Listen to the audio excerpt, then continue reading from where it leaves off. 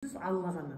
Сондықтан ер азаматының кемшілігін көрген кезде ақылды әйел дейді, күйеуінің кемшілігін өзі түзеп жүреді.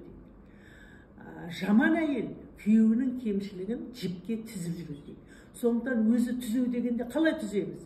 Оның бетін айтуға болмайды. Мысалы, күйеуің сен сараң дейді. Сен сараңсың деп айтып, оны жомарт қыламайсың. Не істеу керек? Алладан тілеу керек.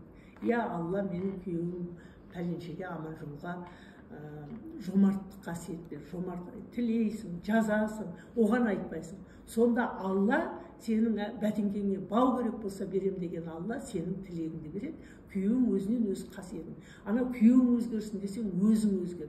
Өзің оның ол қасиетін жақсартуды Алладан тілеп жақсы қылып аласың. Ал ер азаматтың ең жек көретіні әйелінің оған ескерту жасау. Сондықтан күйеулерімізге ескерту жасамаймыз, өзіміз Алламенен сабыр арқылы осыны жөндеп отырамыз. Мысалы, ол ашушаң болса, сен ашушаңсың, бақырақсың деп айтқаннан оны жөндете алмайсың. Оны міндетті түрде менің күйеуіме сабыр бер. Я Алла, сабыр. Алланың 99 көркем есімінің ішіндегі кез келген қарама қарсы күйеуінің бойындағы жаман қасиетке қарама қарсыны Алладан тілеу арқылы біз оларды жөндете аламыз. Көптеген бар ғой, енді арақ ішетін болса, сен арақ ішесің деп ұрысқаннан ол арағын қойдыра алмайсың.